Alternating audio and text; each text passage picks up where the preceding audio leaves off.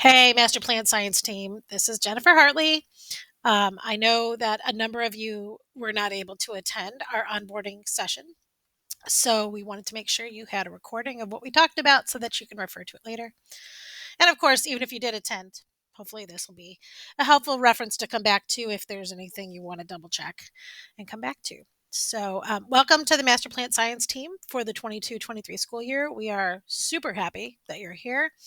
Um, I Our makeup of team members this time is about 40% people that have worked with us before, either as mentors or as liaisons, members of the team in the past. And then we have a whole bunch of people that are brand new. So what I decided to do with these onboarding sessions was to back up a little bit and make use of presentation that I typically use with teachers that will helpfully provide some context for the program, how planting science works, why we created it, all of this.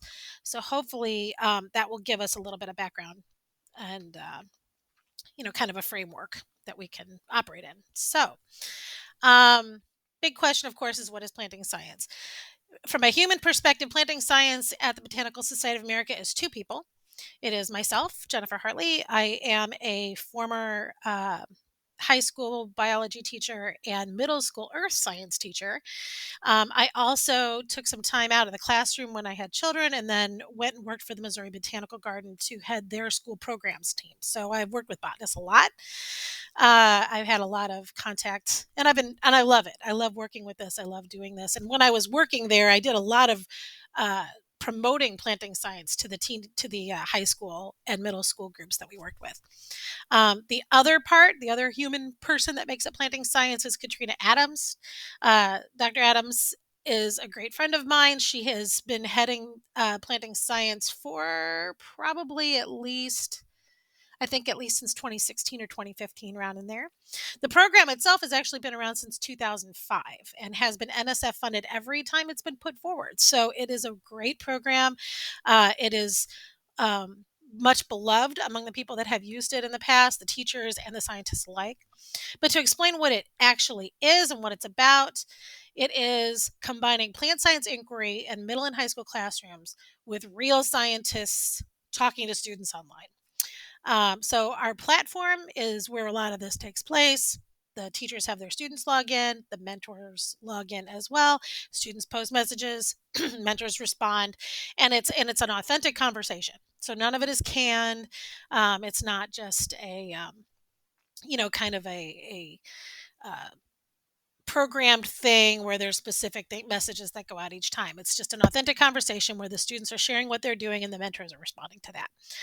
It's great and it's a lot of fun. So I'm glad that you're here. I hope you enjoyed as much as we do. When I talk to teachers, I explain that the reason why this was created was to address two really big problems, and this is one of them. The prompt for this is, what is the correct response to this prompt? So I phrase it that way on purpose, and I realize that in your case, I'm preaching to the choir. But for a lot of teachers, of course, they're going to tell me, well, that's a hedgehog. So we go back and we explain, well, actually, no, the correct response is, which organism are we talking about? Because in this picture, we have not only a hedgehog, but also we have celandine poppy. We have what looks like, I don't know, that looks like sidewalk moss to me. And then we have fescue grass as well. So the tendency, of course, of human beings to forget that plants count as living things or regard them as anything other than scenery is well documented. We're all very familiar with it. A lot of us maybe even feel kind of a mission to address that. So that is part of why planting science was created. And we explain to teachers that, in today's society, we spend so much more time indoors than any other generation before us ever has. And some of that is the luxury of the era that we live in. We are able to get by without, most of us don't have to go out and grow our own food and all of that. But we also have really gravitated toward a very digital existence, what we're doing right now notwithstanding. So there's a lot of incentive to stay indoors. There's air conditioning, it's comfortable, and all of that.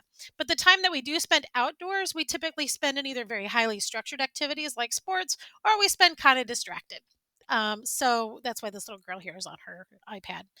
And then finally, for most people in America, And in a lot of developed countries around the world, the most direct contact they're going to have with plants is going to be with their groceries. Okay, so they're going to go to the store, they're going to pick up, fruits and things like that. That's going to be their interaction with plants. So when I was working for the garden, we doubled down on that a lot. We did a lot of food related and grocery related type programming because it's what the kids knew. But the problem of plant awareness disparity isn't really just about the way our society has developed. It also has to do with the way we teach science. And Dr. Gordon Uno is a great friend of our program. He did a lot of research on this in the mid 2000s. So there's some publications out there you can read about that. But basically, what he found was if you take all of the textbooks that we have for like a typical biology course or a life science course at the middle and high school levels, um, if there is a concept that needs to be taught, and there are many that could be either taught with plants or with animals or both, inevitably, almost inevitably, they will use an animal example and will not mention plants at all. That comes down to teachers not really understanding plants very well.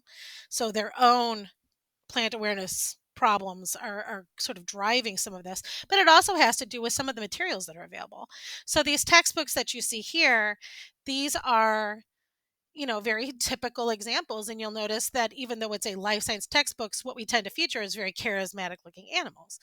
And it's not a surprise because those are of course attractive and people like them, but it is something that we're working with. Okay, so the way that planting science helps teachers, maybe my arrow off of here, is by, well, why does it matter? This is again preaching to the choir. Um, we know that it is possible, not likely, but possible for you to go the rest of your life and never encounter another or animal and still feasibly get by, but you cannot do that with plants. Every one of us needs plants for all of those reasons that are listed. But we also know that the next generation of scientists that should be coming up to take the torch as we all move on with into the next generation, they're not coming in with new folks. We don't have a lot of new plant scientists coming up, and I realize that for a lot of us that are in our early career, that seems kind of hard to think about because I mean you're here and you're not chopped liver, but the reality is that the trend has been going down for a long time. So you are already pretty rare in the broad scheme of things, and you're getting rarer. So we need to make sure that we are encouraging the young people coming up to really think about plants and to see them as, you know, important and worthy of study and interesting. We also have shown that the number of job vacancies in plant related fields, and that includes, kind of blue collar fields all the way up to professional science, it's continuing to, the number of vacancies just keeps going up and is expected to continue to increase through 2029. So obviously, there's a need for this. We have to help teachers make this interesting for students, put it in their faces, make sure that they're understanding the importance of it. And so that's where we get these investigation themes. So, like a lot of education programs, we have a certain amount of jargon. Investigation themes are not really units, though. Like they can be used as a standalone, but what most teachers use them for is sort of accent piece to go along with what they were doing in the classroom anyway. So all of them are aligned with standards that most teachers are going to have to address in a life science course at various levels. And they are all sort of addressing these major plant related themes.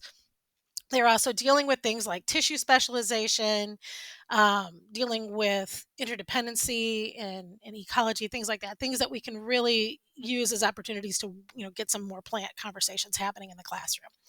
So that's where these are coming from. Some of them are designed by our partners. So if you are an APS person or you are a um, ESA person, ESA and APS each designed it one of these modules, so you might want to take a look if you haven't already. And all the materials for this are available on our website, so I do highly encourage all of you to just take a minute and go to the investigation themes on the website and just look through them. You don't have to be an expert to mentor on any of these, but it's just helpful to know how they go. But just to give you kind of a framework, most of them involve something that we call a guided inquiry. Hopefully this isn't completely foreign because this was something that we were trying to get teachers to do as far back as the late 1990s. And most of the teachers that I saw, they at least understood that this was helpful. Not all of them were great at doing it. But basically, what a guided inquiry involves is you get the kids together at the beginning of a unit or whatever you're talking about and say you're doing something related to photosynthesis. So you do a class wide experiment together, or you do a demonstration in class that kind of highlights aspects of that topic that are important. And then, as a whole class, you have a discussion about what you just saw. And out of that discussion, you have the kids come up with a bunch of questions that they have that maybe could be explored through an experiment. So then the kids all break out into small groups, and each group selects a question that they're interested in, and they design an exploration around that question to try to answer it. And through that, and here across the top, you see the DCIs over topic engagements. That's digital or discrete content, and then SEPs is science and engineering practices. So this is where they're practicing the techniques of science. So establishing a hypothesis, understanding what a control is and how to use it and all of that. So they're doing all of that during the inquiry part of it. And then after everybody has completed their exploration, or or the time runs out, which is a reality in classrooms a lot, the class will have a time to reconvene, and each group will share what they've learned, and then as a group the teacher will sort of bring that back together and also talk about how that connects to other things that they're learning. The CCC stand for cross cutting concepts, and they actually kind of permeate through all of it. But this is really, at that point, is the time that you could really sort of nail some of that home as a teacher. Across the bottom, you see these words that start with E. This is a BSCS convention that was introduced, I think, in the early 2000s, called the 5 E's. And really, it's just a way for teachers to understand, to make sure that they're kind of providing different modes of engagement throughout the unit. So in the beginning, you want to engage them, you want to give the kids a chance to explore, you want to provide some basic explanations. And then the SEP section, the inquiry, they're exploring and then providing some explanations. And at the end, you want to really, bring all your explanations together, and then you want to evaluate their learning. So that's a teacher thing. You might hear them mention that. So that's why I bring it up. Okay. The other problem that we have to address is that most students in all parts of the world, really, but America, specifically, of course, in our sort of sphere of focus right now, are not going to know a scientist in their personal life. So they don't really have a lot of contact with them. They don't see them, as scientists. We don't walk around in our lab coats or something like that, so that we're easy to see on the street and that sort of thing. So what over the years, we've done some studies on how students feel about scientists, and it's come down to this test called the Draw a Scientist test. And this has been done several different times, several different ways, but there's several published research papers about what people have found.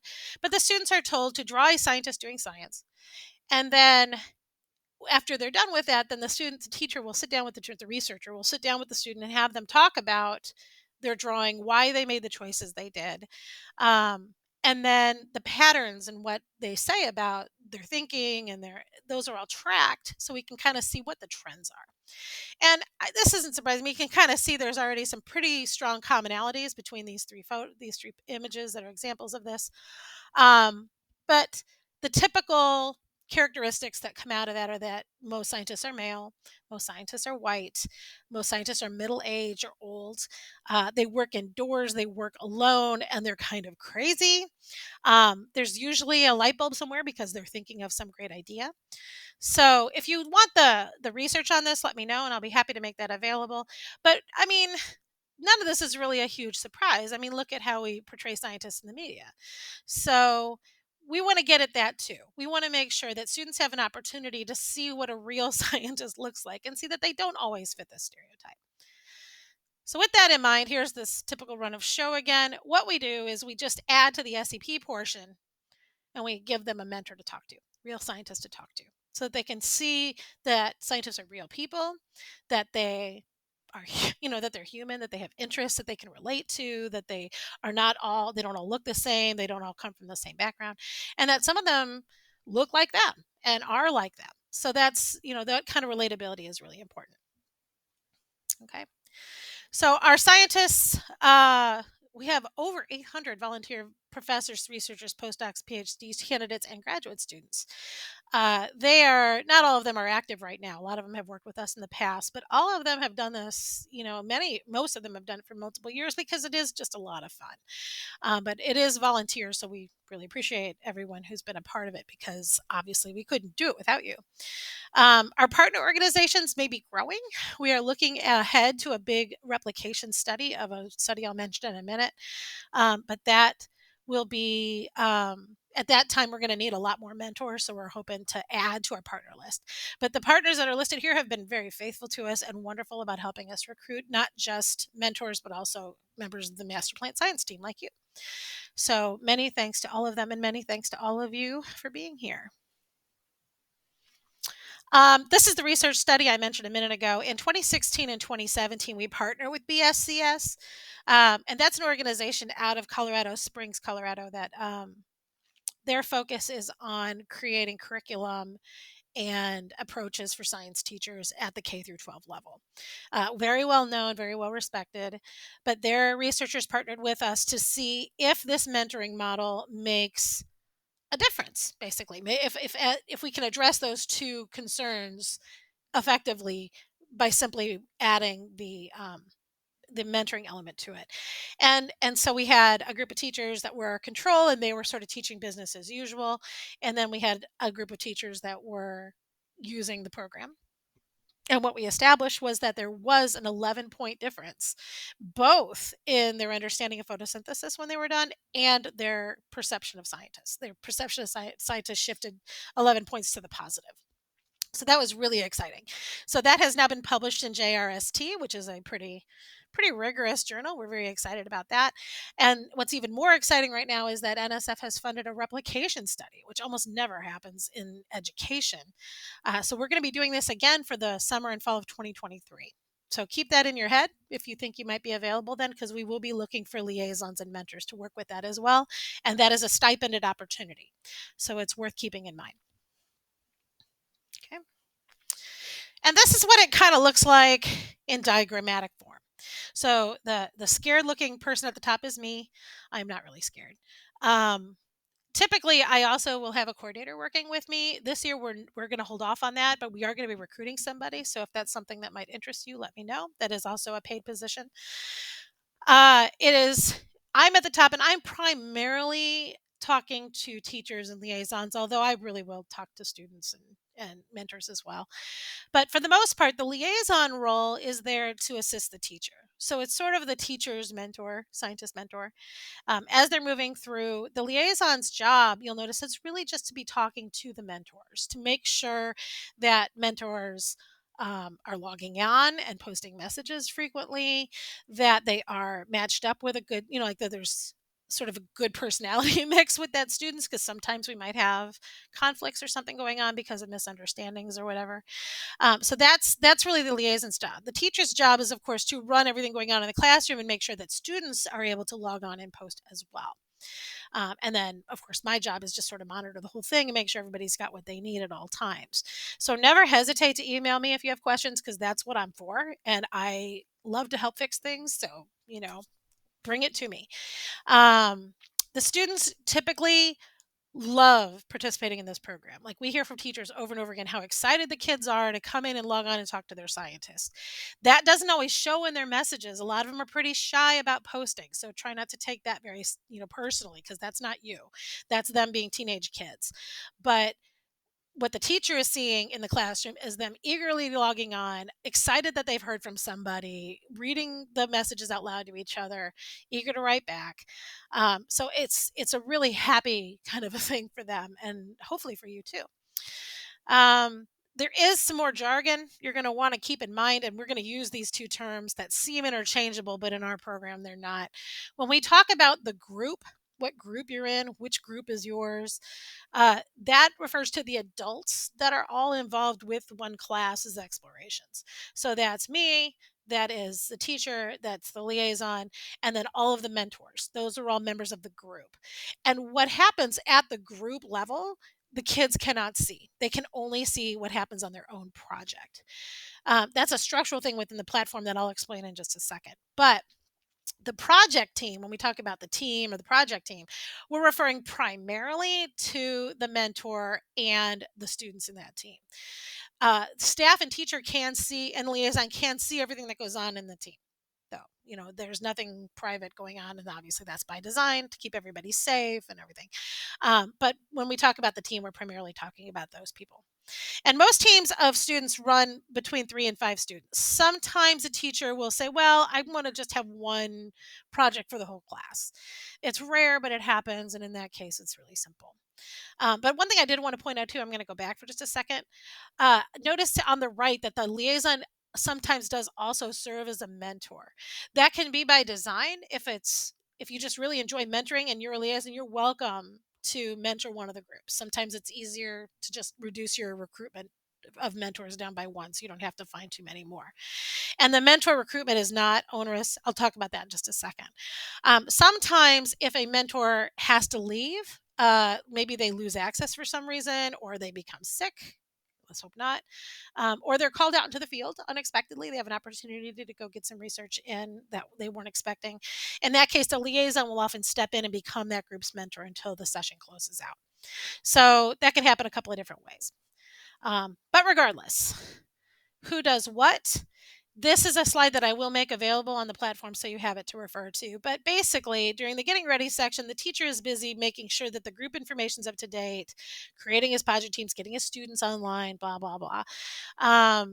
Setting up the calendar is something we encourage them to do, but we don't require it. So, check the calendar, see if your teacher's got dates posted. If they don't give them a hard time about it. We tell them it's up to them and only if it's useful to them. The liaison, meanwhile, is using the group forum, which I'll show you in a second, sending invitations to mentors through our online platform. So it's real simple. And then as mentors come in and those teams are created, assigning the mentors to the teams. And then even during the getting ready period, we ask you to report in. So we're going to talk a little bit about the reporting as well. The mentor, meanwhile, is watching their email or logging in periodically just to see if they have any invitations pending and accepting those invitations if it fits with their schedule, and then introduces themselves on the forum and interacts with the teacher and the liaison through the forum. During this session, like once the kids get rolling and they're designing their experiments and stuff, the teacher, of course, is making sure that things in the classroom are moving along. A lot of times our teachers will provide prompts to say, hey, this would be a good time to ask your mentor about blah, blah, blah. And so you may see that it may seem a little canned, but it's to help the students know how to talk to a grown up because some of them aren't great at it. Also, the teacher is able to see at a high level which teams are doing what, so they are there to say, hey, team 3, you didn't write to your mentor yet, let's get after that. And meanwhile, also providing updates on the forum. So if something were to change in the classroom, the teacher should be letting you know that something's up, like they have a snow day or they had an unexpected fire drill, and so now they've had to push things back a day. Please be paid, that kind of thing. The liaison, meanwhile, is also looking at everything at a kind of a high level to make sure all the mentors are posting. If a mentor just seems to drop off the map, there is a way for liaisons to reach out by email to just nudge that mentor and say, hey, your kids are waiting. Is everything okay? We do understand that sometimes that happens. So if you're assigned to a mentor role and something comes up, just let us know. We completely get that you've got a lot going on. They also still, of course, will report to staff weekly on the status of their projects and their group. And at the end, they will nominate any each week if there's a post that's very insightful or it's kind of fun. The liaison will nominate that to be featured on our homepage. And then at the end, the liaison's primary job is to look through all the projects, find the best ones, and nominate them for star projects. So we'll deal with star projects later. We're not going to deal with that right now. Mentors' job during that time is to log in every 2 to 3 days and post a message to students. We are really starting to encourage our mentors to post even if the kids haven't posted, which may seem kind of weird, but remember that part of what you're there to do is not just to walk them through, but also kind of share with them a little bit about who you are. You do not have to share anything super personal, but a sort of high level update about what kind of research you're doing, or here's something fun that happened this week, that kind of thing. I love those stories, and that really does help you be relatable. So we really encourage you, even if the kids have not posted in a while, to go ahead and just post something so that they have something to read when they do log in. And then, of course, at the end, make sure you say goodbye because it's good to wrap that up. A lot of times, though, our mentors feel sad because the kids will finish their stuff in the classroom and they will forget to tell you what happened. So we're also really working with our teachers to remind them to say, make sure that the kids tell the mentors what happened in their experiment because we kind of do want to know. Some of them pick really cool things to study, so and unexpected things. So it's interesting to see what they come up with. So that is kind of the breakdown of what you'll be doing while you're working with a group. And again, we have 2 sessions. So if you've already heard that you're a liaison, then you're a liaison this session. If you have not heard that you're a liaison, then right now you're going to be mentoring this session so you can kind of get a feel for how the program works. And then in the spring, you'll take on the liaison role. And don't worry, we will refresh your memory on all of this when that time comes. So right now, the next steps is to make sure your profile is up to date. Introduce your teacher via email. If you have been connected to a teacher, make sure you're writing back and forth to introduce yourself. And then log into the group, get yourself oriented, post to the forum to introduce yourself, that sort of thing. And then finally, check your group information and make sure that you know when your group is starting, because not all of them are starting next week. In fact, none of them are. All of them are going to be starting later in September or into early November. So make sure you know when their start date is. And then if you are a liaison, plan to start sending invitations about a week before your students start. I would even go a week and a half before, just to start really making sure that those invitations have some time to be seen by people. And I'm going to explain now what that's about. So I'm going to come here now. Here's my planting science website. Now, ordinarily, I would have been stopping through there for questions, but let me just take this moment to say if you're confused right now and you have questions, please don't hesitate to email psteam@plantingscience.org. That reaches both me and Katrina, so one of the two of us will get back to you as soon as we possibly can. But anyway, so here's our homepage. You're going to come up here, click on you, and you're going to log in. I'm actually going to sign in as a liaison, so you can kind of see it from a liaison standpoint. First thing,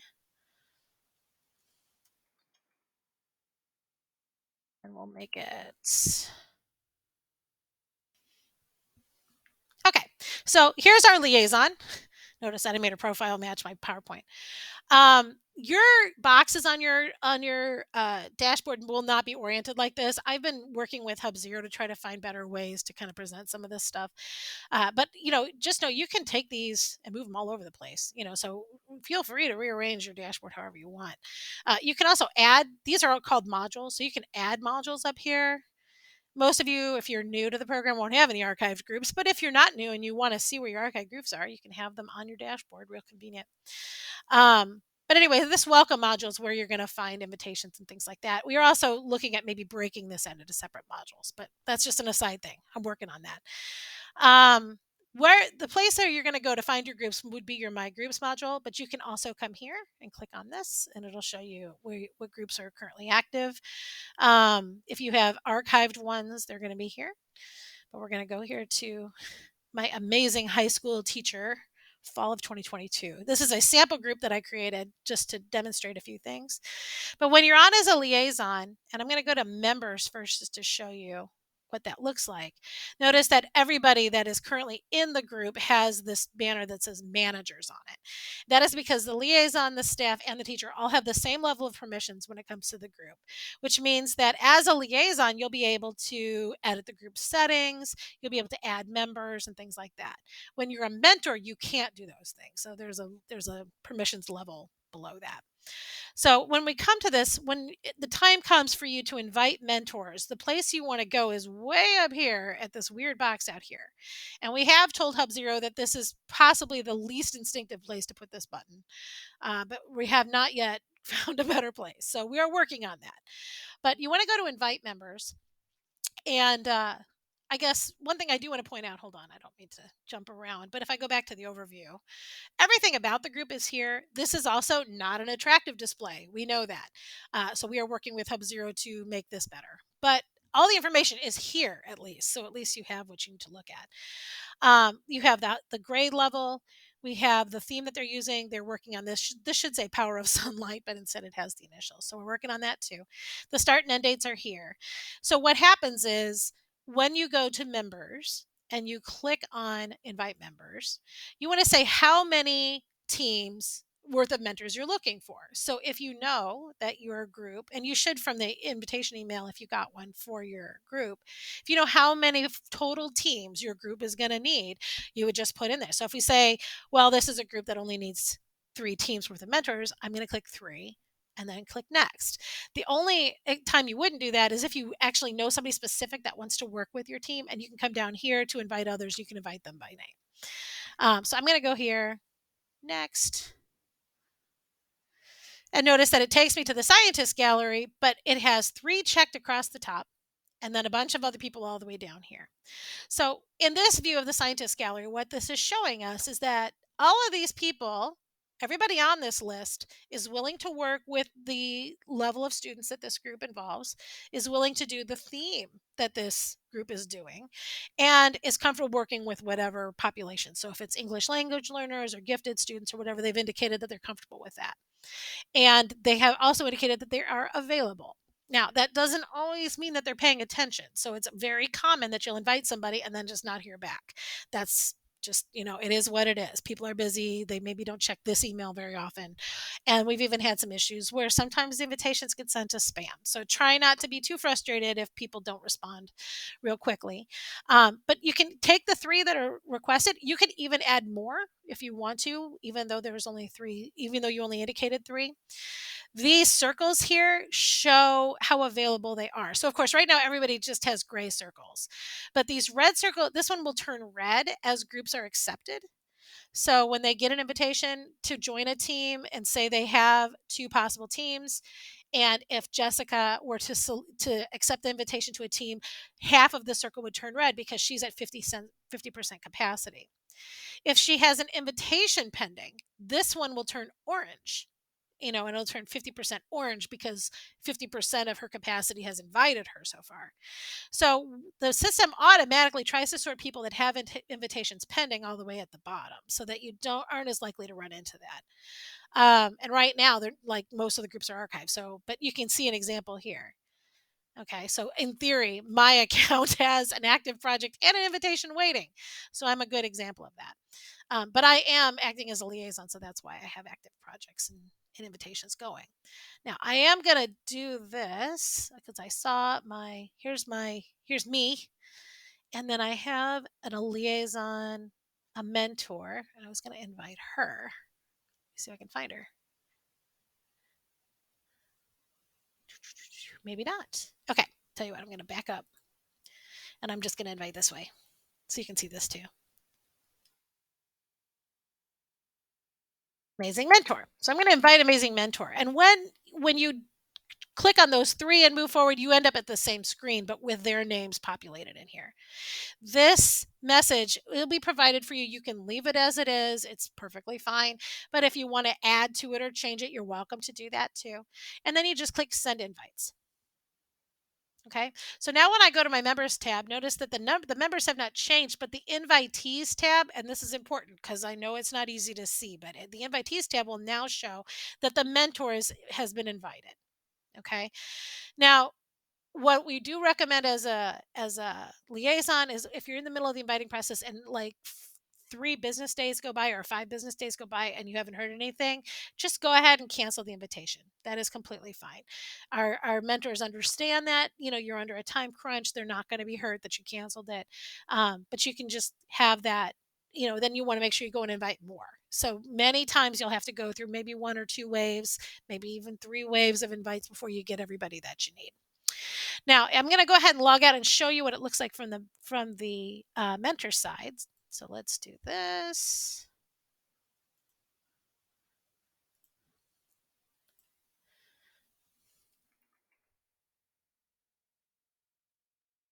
Mentor test in there. Oh. Oh, and when I log in as a mentor, notice that there is now a red dot by groups, and that is because this mentor has received an invitation, then they need to go take a look at it. Also, in the groups module here, the invitation is also evident here. An invitation is also sent to their email address. So even if they don't log in, they will get notified that they have this pending. And I'm going to click accept. So now as a mentor, notice that I have access to things, but I can't really see them. This says I can see it and I really can't. So these reports are only available to liaisons and teachers. But I can see the membership, and I can notice that because I am not a liaison or a teacher, I only have a member flag on mine. But that just shows that I'm a mentor and not a liaison. Um, when you go to projects, and right now this group doesn't have any projects set up, mentors can only see the projects that they're working with. Liaisons and teachers can see all of the projects that are available. And this is where teachers will come to upload their students. They typically ask me, but if they ask you and you can remember to tell them to come here, this is where they go. The forum, and I have not set up the forum for this one, but the forum is right here. It is just a very standard message board. Everybody in the group can see it, but just remember that students cannot. So the forum is where you're going to go to post your introduction. It's where you can go to ask questions of the teacher, and it's where you can go to like share fun stories about what's going on. Um, the calendar is here. And again, this is optional, but some teachers will go ahead and put in like start and end dates, or if they know what there's a break coming up, they'll put that on there. So you might check that. And then announcements puts a red banner across the top of the group just for the group members. So this is for, again, the mentor, the liaison teacher, and the staff. Teachers are typically the ones that will post announcements. And often it's going to be something that's a big deal, like we have a snow day today, so we're not in class, just be aware we're not logging in. So something that's a big change, that's a quick way to get it announced, and it's up there so that everyone that logs in can see it and knows what's going on. And that's what the group looks like. We'll come back to this in future onboarding so I can show you what the projects and how the projects look. But if you want to get a sense of that now and you don't want to wait for me, you can come up here to projects and look at star projects. This isn't ideal either, but again, we're working on redesigning this part of the website. You can see these are all of our star projects from last year. And star projects is kind of like our end of session science fair. With that in mind, these are all kind of the higher level, like these all did a really great job. So they're good examples of what can be done, how the interaction goes. I'll click on nature lovers. You can tell I click on them a lot. But this is a group of juniors. And at the top of a star project, you can see why they were chosen. This information is also now showing up down here. I'm working on getting that taken off. But the updates, this is the dialogue that went on. And just bear in mind that it's in reverse order. So the newest messages are always at the top. So that means if you want to read the whole thing, you have to scroll all the way to the bottom and go to look at older entries. But we really enjoyed this particular group's dialogue because they were very personable. Julie was very personable with them. The kids asked a lot of great questions. They started talking, they wanted to know about what it was like to live in Canada. So there's some discussion about maple syrup making and things like that. So it's a really good, not just the guidance that she provided to them and how they designed their experiment, but also just the back and forth about other things that were going on. So it's a great example for that, and it's a good, good way to get a feel for how this typically goes. The featuring, when you are a liaison, there will be a little flag up here that you can click for that. The only thing we ask is that you don't try to feature images, even if they're great, just because they don't show up properly. So we can't accept those, but any of the text ones are great. And that's that. Now, the last thing is that liaisons do have a report to do. That report link is in the sample report link is in the calendar invitation you received. So if you wouldn't mind taking a look at that, feel free to put in whatever dummy information you want because that's not being saved. So we just do it, like go through and enter a bunch of entries just to see if all the questions make sense and all of that. You will be filling out that whether you are a mentor or a liaison. There's a mentor side that's collecting information, and then there's a liaison side. The idea with that is that it should never take you more than like 10 minutes to fill out. None of that is supposed to be very time consuming. And that's it. So if you have any questions, of course, please don't hesitate to reach out to me. I am here for that. And of course, again, let me just take another opportunity to thank you for doing this because it means so much to us and so much to the kids. And we really appreciate that you're here. Have a great day.